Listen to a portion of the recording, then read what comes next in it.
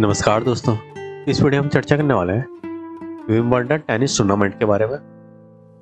चलिए देखते हैं। विंबलडन टूर्नामेंट दुनिया के सबसे पुराने और यकीनन सबसे प्रतिष्ठित टेनिस आयोजनों में से एक है, जिसकी मेजबानी 1887 से all England lawn tennis and croquet club द्वारा की जाती है। यह एकमात्र प्रतियोगिता है जिसे आज भी घास पर खेला जाता है, जहां से लॉन टेनिस नाम की उत्पत्ति हुई। All England lawn tennis and croquet club एक निजी क्लब है जिसकी स्थापना 1868 में मूल रूप से the all England croquet club के रूप में की गई थी।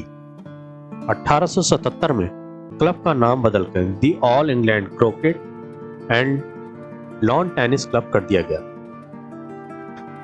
उस वक्त इस टूर्नामेंट में सिर्फ मेन सिंगल्स मैच ही खेले जाते थे और इसे दी जेंटलमैन सिंगल्स टूर्नामेंट कहा जाता था।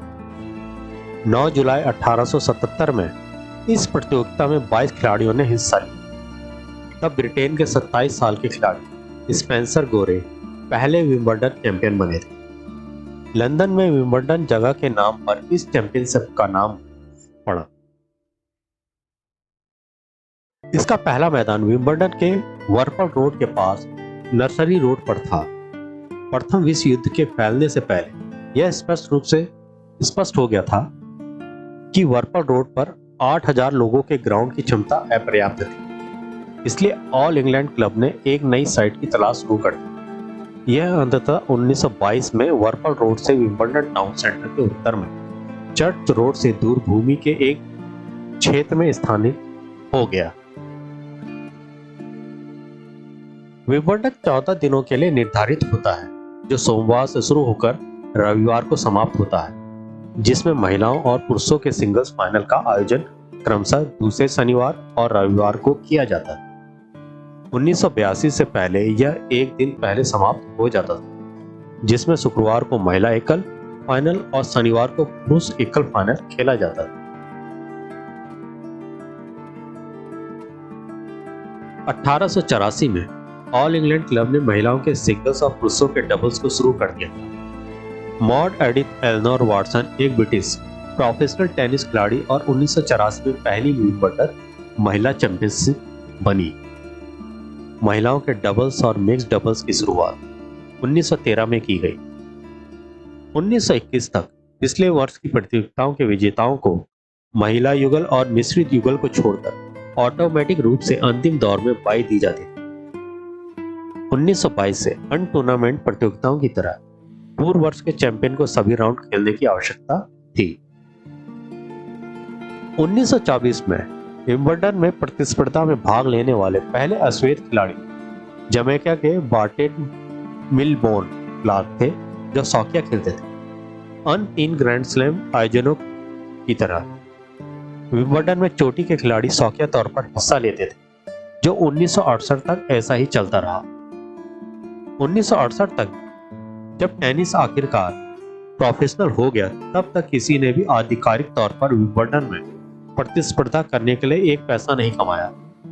जब रॉड लेवर ने 1968 में मेंस फाइनल जीता, तो उन्हें 2000 पाउंड के चेक से पुरस्कृत किया गया और 1968 में महिला एकल की विजेता बिली जीन किंग को पुरस्कार राशि में 750 पाउंड दिए गए।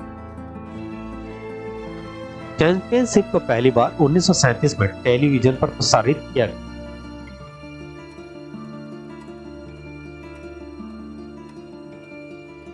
विंबलडन की खास बात यह है कि यहाँ ऑल व्हाइट का रूल है, यानी हर खिलाड़ी को पूरी तरह सफेद लिबास में कोर्ट पर उतरना होता है। सिर्फ कपड़ों और जूतों में ब्रांड के लोगो लगाने की छूट है। यह विंबलडन की परंपराओं का एक हिस्सा है। साथ ही स्ट्रॉबेरी और क्रीम को भोजन में शामिल किया जाना और शाही संरक्षण भी इसकी परंपराओं में शामिल है। 2009 में विंबलडन के सेंटर कोर्ट को ऐसे बंद की जा सकने वाली छत रिट्रैक्टेबल रूप से ढका गया, जिससे खेल प्रतियोगिताओं के दौरान सेंटर कोर्ट में खेले जाने वाले मैचों में वर्षा के कारण आने वाली बाधा को दूर किया जा सके और इससे होने वाली देरी से बचा जा सके। परंपरा के अनुसार पुरुष और महिला प्रतियोगिताओं को विंबलडन में जेंटलमैन और लेडीज प्रतियोगिता के रूप में संदर्भित किया जाता है। जूनियर प्रतियोगिताओं को बॉयज और गर्ल्स प्रतियोगिता के रूप में जाना जाता है। इवेंट्स देख लेते हैं। विंबलडन में 5 मुख्य इवेंट, 4 जूनियर इवेंट और 7 इनविटेशन इवेंट्स होते हैं। जेंटलमैन सिंगल्स और डबल्स मैच में बेस्ट ऑफ 5 सेट होते हैं। अन्य सभी इवेंट बेस्ट ऑफ 3 सेट होते हैं। दोनों पुरुष और महिला एकल टूर्नामेंट 7 चरणों से गुजरते हैं। पहले दौर में 128 खिलाड़ी शामिल होते हैं, जो प्रत्येक दौर में खिलाड़ियों की कुल संख्या को आधा कर देते हैं। पहले दौर के दौरान 128 एकल खिलाड़ी होते हैं, दूसरे दौर में 64, तीसरे दौर में 32, चौथे दौर में 16, क्वार्टर फाइनल में 8, सेमीफाइनल में 4 और फाइनल में 2 खिलाड़ी बचे होते हैं। Gentleman doubles and ladies doubles. 64 टीमें पुरुष डबल्स टूर्नामेंट में प्रवेश करती हैं और अन्य 64 टीमें महिला युगल में प्रवेश करती हैं। क्योंकि प्रत्येक टीम में 2 खिलाड़ी होते हैं और प्रत्येक टूर्नामेंट में 64 टीमें हैं, कुल 256 लोग विंबलडन में पुरुष और महिला युगल में भाग लेते हैं। मिक्स डबल्स में पुरुष और महिला युगल के विपरीत, जिसमें टूर्नामेंट में 64 टीमें होती हैं, मिक्स युगल में 48 टीमें शामिल होती हैं। क्योंकि 48 टीमें और प्रत्येक टीम में 2 खिलाड़ी होते हैं, इसलिए मिश्रित युगल में 96 खिलाड़ी शामिल होते हैं। क्योंकि पुरुष और महिला एकल टूर्नामेंट दोनों में 128 खिलाड़ी शामिल होते हैं और कुल मिलाकर विंबलडन के पुरुष और महिला एकल टूर्नामेंट में कुल 256 खिलाड़ी भाग लेते हैं। खिलाड़ियों और युगल जोड़ों को उनकी अंतर्राष्ट्रीय रैंकिंग के आधार पर मुख्य आयोजनों में प्रवेश दिया जाता है। टूर्नामेंट में वाइल्ड कार्ड प्रवेशकर्ता भी होते हैं। मैनेजमेंट कमेटी तय करते हैं कि कौन सा खिलाड़ी वाइल्ड कार्ड प्राप्त करेगा। आमतौर पर वाइल्ड कार्ड ऐसे खिलाड़ी होते हैं जिन्होंने पिछले टूर्नामेंटों के दौरान अच्छा प्रदर्शन किया हो या विंबलडन में भाग लेकर सार्वजनिक रुचि को प्रोत्साहित किया हो। जेंटलमैन सिंगल्स चैंपियनशिप जीतने वाले एकमात्र वाइल्ड कार्ड 2001 में गोरान इवानोविच थे। ऐसे खिलाड़ी और जोड़े जिनके पास ना तो पर्याप्त रैंकिंग होती है और ना ही वाइल्ड कार्ड प्राप्त होते हैं, वे विंबलडन से एक सप्ताह पहले रॉहटन में bank of England sports ground में आयोजित क्वालिफाइंग टूर्नामेंट में भाग लेते हैं। विंबलडन का ग्राउंड देख लेते हैं। 2001 से विंबलडन के कोर्ट में 100% 12मासी राईग्रास का प्रयोग किया जाता है। 2001 से पहले 70% ड्राईग्रास और 30% क्रीपिंग रेड रेस्क्यूज के संयोजन का उपयोग किया जाता था। अब देख लेते हैं ball boys and ball girls. Championship खेलों में बॉल बॉयज और बॉल गर्ल्स, जिन्हें बीबीजी के रूप में जाना जाता है, टूर्नामेंट में एक महत्वपूर्ण भूमिका निभाते हैं। बीबीजी 6 के दल में काम करता है, जिनमें से 2 नेट पर रहते हैं और बाकी 4 कोनों में रहते हैं और दिन के खेल के लिए ये दल बदलते रहते हैं। 1 घंटे के लिए ऑन कोर्ट और 1 घंटे के लिए ऑफ कोर्ट होते हैं। इन दलों को यह नहीं बताया जाता कि वे किस दिन कौन से कोर्ट पर काम करेंगे, ताकि सभी कोर्ट्स पर समान मानकों को बनाए रखा जा सके। बीबीजी सेवा के लिए भुगतान किया जाता है। अब देख लेते हैं विंबलडन ट्रॉफीज।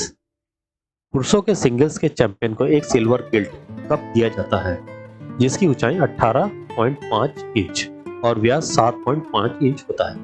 1887 के बाद से यह ट्रॉफी दी जाती है। इस पर All England lawn tennis club single handed championship of the world अंकित होता है। महिलाओं के सिंगल्स के चैंपियन को एक स्टर्लिंग सिल्वर सॉल्वर दिया जाता है, जिसे सामान्यतः वीनस रोज वाटर डिस्क या सिर्फ रोज वाटर डिस्क के नाम से जाना जाता है।